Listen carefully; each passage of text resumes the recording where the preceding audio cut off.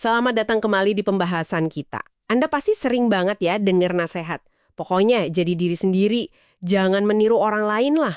Iya, itu nasihat standar banget kayaknya. Tapi, gimana kalau ternyata meniru itu justru kunci buat belajar hal baru, bahkan mungkin kunci buat jadi orisinil. Agak aneh kan? Kedengarannya memang bertentangan ya. Nah, kita mau gali nih beberapa gagasan menarik dari buku Get Better at Anything. Buku ini nunjukin kalau jenius kayak Leonardo da Vinci aja mulainya justru dari meniru karya orang lain. Betul, jadi bukan orisinil dari lahir gitu aja. Misi kita kali ini, kita coba cari tahu kenapa sih meniru itu penting banget ya sebagai fondasi awal keahlian. Siap? Yuk kita bongkar bareng.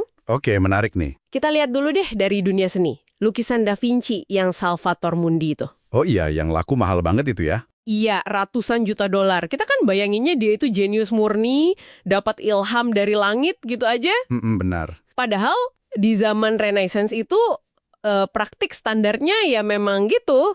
Calon seniman ya belajar dengan menyalin karya para master dulu. Jadi itu hal yang wajar ya waktu itu. Banget. Da Vinci sendiri malah menyarankan muridnya buat meniru gambar orang lain dulu sebelum dia coba gambar langsung dari alam. Jadi ada tahapannya. Nah, ini kan beda banget ya sama pandangan era romantisisme sekitar abad 18-19. Oh, yang zamannya Rousseau itu ya? Iya, atau Franz Zizek. Mereka mikirnya meniru itu malah mematikan kreativitas.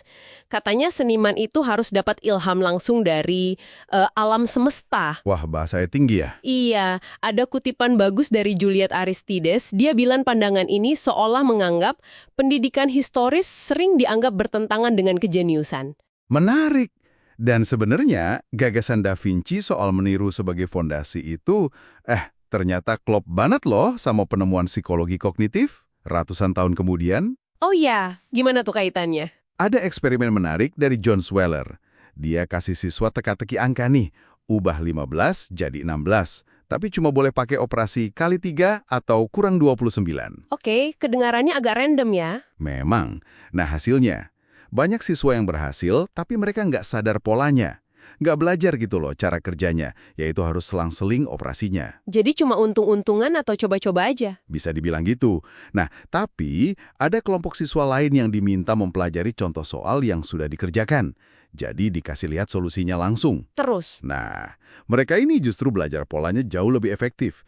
Dari sinilah lahirnya teori beban kognitif atau cognitive load theory. Beban kognitif. Maksudnya gimana tuh beban kognitif? Intinya gini deh, otak kita itu punya kapasitas terbatas buat memproses informasi baru secara bersamaan. Itu namanya memori kerja. Oke. Nah, kalau Anda sebagai pemula, langsung disuruh mecahin masalah yang rumit banget, memori kerja Anda itu kewalahan. Kebanyakan informasi baru. Jadi kayak hang gitu ya otaknya? Bisa jadi. Mirip kayak belajar naik sepeda. Kalau Anda langsung disuruh mikirin keseimbangan, ngayuh, ngerem, lihat jalan, wah pasti jatuh kan? Iya bener. Tapi kalau mulanya pakai roda bantu dulu, atau fokus satu hal dulu, nah itu kan contoh soal yang dikerjakan tadi beban kognitifnya jadi lebih ringan. Anda jadi bisa fokus belajar pola dasarnya. Oke, mulai kebayang. Teori ini juga ngejelasin kenapa kita kadang susah belajar kalau misalnya harus bolak-balik lihat gambar di satu halaman, terus keterangannya di halaman lain. Itu namanya split attention effect. Perhatian kita jadi terpecah. Oh, itu sering banget tuh kejadian kalau baca buku teks. Iya kan? Atau kalau ada gambar sama teks, tapi isinya persis sama. Itu redundancy effect. Malah bisa ganggu, karena otak harus proses informasi double yang nggak perlu. Oke, ini benar-benar masuk akal sih. Jadi, apa nih artinya buat Anda semua yang mungkin lagi belajar sesuatu yang baru? Nah, ini aplikasinya. Pertama, kayaknya jelas ya, jangan ragu buat cari dan pelajari contoh-contoh. Entah itu contoh soal matematika, contoh tulisan bagus, contoh desain, apa aja. Jangan langsung, saya mau coba sendiri dari nol. Betul. Pelajari dulu work examples-nya. Kedua, kalau Anda nemu materi belajar yang bikin pusing karena informasinya mencar-mencar gitu, coba deh tata ulang biar yang berkaitan itu deketan. Biar nggak kena split attention tadi. Iya, disederhanain presentasinya. Ketiga, mungkin kuasai dulu komponen dasarnya. Kayak belajar bahasa, ya mungkin hafalin kosakata dulu pakai kartu, sebelum nekat langsung ngobrol panjang lebar sama bule, gitu kan? Setuju banget. Dan ada studi juga loh dari Clark dan Nigem. Mereka nemuin kalau belajar dari contoh itu nggak bikin kita jadi kaku atau nggak bisa nerapin ilmunya di situasi beda nanti. Oh, jadi nggak perlu khawatir ya kalau niru nanti malah jadi nggak kreatif. Justru sebaliknya, bisa jadi fondasi. Tapi ada batasnya nggak sih? Maksudnya, apa kita harus niru terus aja? Sampai kapan gitu? Nah, ini pertanyaan bagus. Ini nuansa pentingnya. Ada fenomena namanya expertise reversal effect.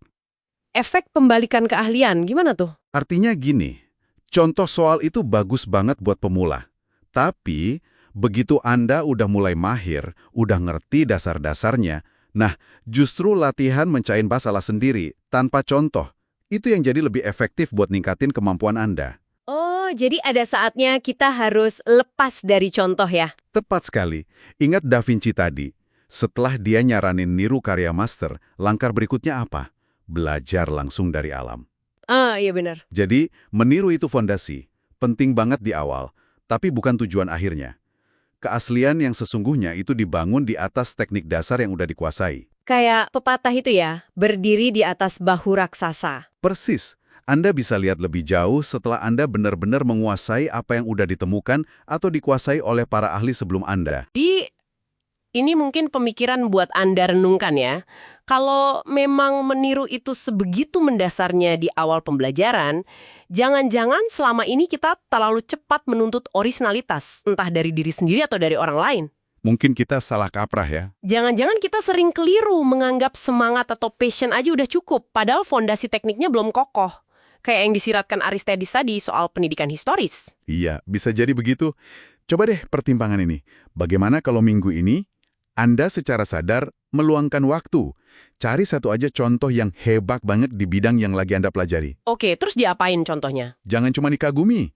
Coba bongkar, analisis tekniknya gimana. Terus, coba tiru satu elemen kecil aja dari situ. Cuma satu elemen kecil? Ya, nggak usah muluk-muluk. Mungkin justru pendekatan yang kelihatannya nggak original ini, yang fokus meniru fondasi dulu, itu yang malah mempercepat jalan Anda menuju penguasaan sejati. Dan nantinya, dari situ, baru muncul keunikan Anda sendiri. Sesuatu untuk dicoba ya dalam perjalanan belajar Anda masing-masing. Betul. Selamat mencoba.